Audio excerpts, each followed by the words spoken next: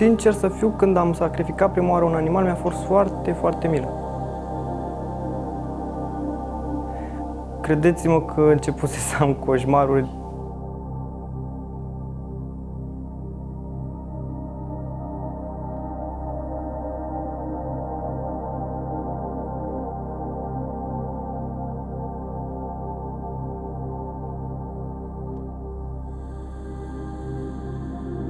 Puțin speriat că nu știam ce se întâmplă, un miros diferit și ciudat în același timp. Primul animal care l-am sacrificat a fost undeva la vârsta de 16 ani, nu în abator, acasă. Eram cu tatăl meu și trebuia să taie un porc și în momentul ăla tata l-a ținut, mi-a dat cuțitul în mână, l-am înjunghiat, cum văzusem la el, după care am aruncat cuțitul și am fugit. A fost un sentiment foarte, foarte neplăcut. La un moment dat am constatat că de fapt nu mai am niciun sentiment. Prima mea zi de muncă în abator a fost dezastruoasă. Am vrut să mă întorc direct acasă. Era foarte îngrozitor, mirosea în ultimul hal. Când am văzut animale moarte și sânge și mizerie. Am lucrat în România, în Germania și Franța. Și direct la muncă. Fără protecția muncii, fără antrenament, fără nimic.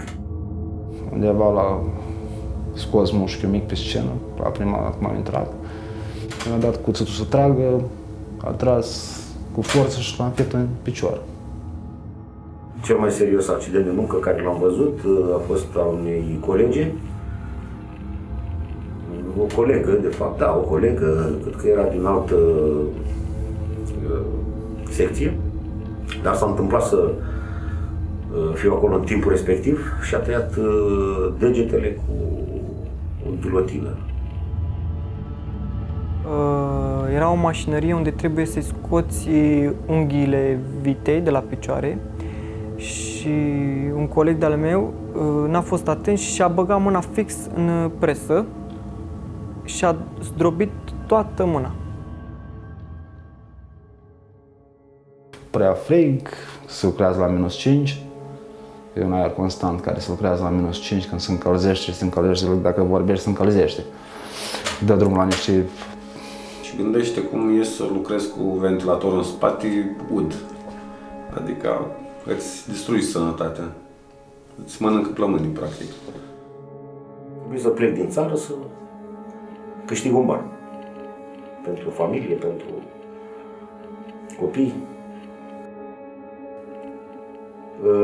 Prima dată am fost cazat în condiții bune. După un an de zile aici am plecat. Am ajuns în Germania.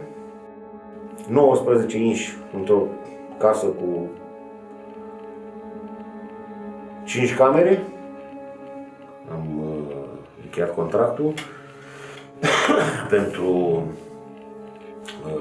o sumă fixă de 1600 de euro pentru un program de 10 ore pe zi.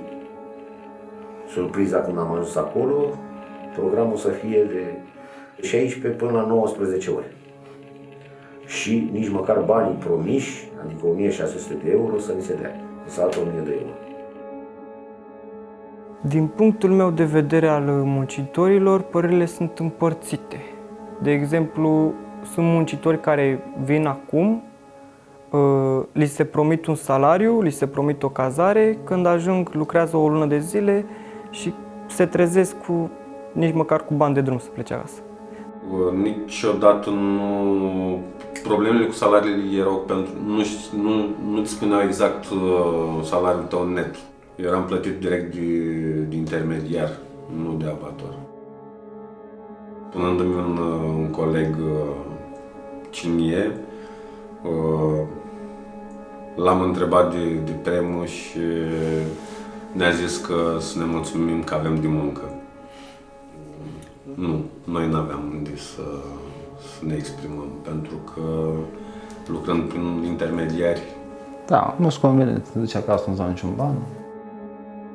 Care muncitorii, chiar și cu unii coordonatori, vând droguri muncitorilor. Deocamdată conducerea nu știe nimic despre acest aspect. Mi-a afectat sănătatea cum să spun, mai multe puncte de vedere, adică mai multe locuri, mai bine zis, da? Coloana cervicală, umerii, din cauza căratului greutății, din cauza anumitor mișcări care le faci, mișcări repetitive care ești obligat să le faci în anumite posturi. Pleacă și aduce în continuare.